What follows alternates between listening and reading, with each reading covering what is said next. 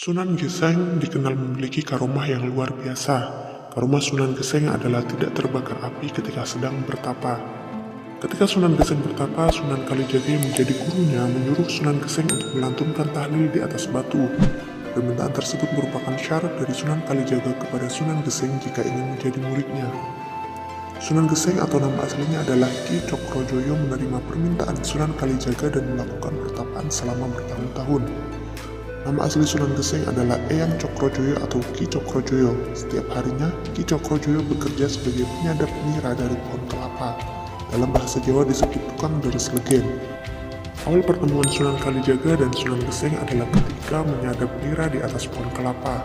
Sunan Geseng selalu mendendangkan lagu Macapat Pucung yang syairnya berbunyi, "Luntang luntung wong deres buntute bumbu esuk sore, deres rina wengi nitis gendis gawe sajen gawe tua kolo-kolo." Waktu Sunan Geseng sedang menyadap nira sambil melantunkan tembang tersebut, Sunan Kalijaga lewat di bawahnya dan mendengarkan tembang yang dilantunkan Sunan Geseng.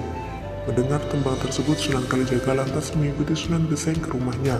Di rumahnya, Sunan Kalijaga ikut membuat gula aren yang dibuat oleh Sunan Geseng. Saat membuat gula aren, Sunan Kalijaga melantunkan tahlil. Tembang ini sering dilantunkan oleh Sunan Kalijaga. Seperti dikutip Bondowoso Network, Sunan Kalijaga selalu melantunkan kalimat sakral tersebut. Setelah selesai membuat gula aren, Sunan Kalijaga berpamitan pulang. Setelah pulang, Sunan Geseng membuka cetakan gula aren yang dibuat oleh Sunan Kalijaga. Sungguh ajaib, ternyata dalam cetakan tersebut bukanlah gula aren, melainkan cetakan emas. Mengetahui hal tersebut, Sunan Geseng tersadar kalau Sunan Kalijaga bukanlah orang sembarangan. Kemudian Sunan Geseng pergi mencari Sunan Kalijaga untuk berguru kepada beliau. Akhirnya Sunan Geseng bertemu dengan Sunan Kalijaga. Untuk menjadi muridnya, Sunan Kalijaga memerintahkan Sunan Geseng untuk duduk di atas batu dan melantunkan kalimat tahlil. Saat memerintahkan untuk membaca kalimat tahlil, Sunan Kalijaga menancapkan sebuah tongkat di samping batu yang diduduki Sunan Geseng. Selang 3 tahun, Sunan Kalijaga ingat dengan Sunan Geseng dan mencari Sunan Geseng.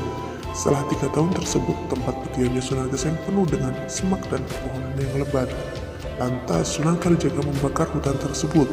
Setelah hutan tersebut terbakar, terlihat oleh Sunan Kalijaga sosok Sunan Geseng yang masih hidup meski badannya terlihat kosong. Sejak saat itulah Sunan Kalijaga memberi julukan kepada Ki Cokrojoyo dengan Sunan Geseng. Dalam bahasa Jawa, Geseng artinya adalah gosong. Sejak saat itu Sunan Geseng diangkat menjadi murid Sunan Kalijaga. Dengan cepat Sunan Geseng mampu mempelajari ajaran Islam dengan baik. Mengetahui hal itu, Sunan Kalijaga memerintahkan untuk menyebarkan agama Islam di berbagai penjuru tanah air.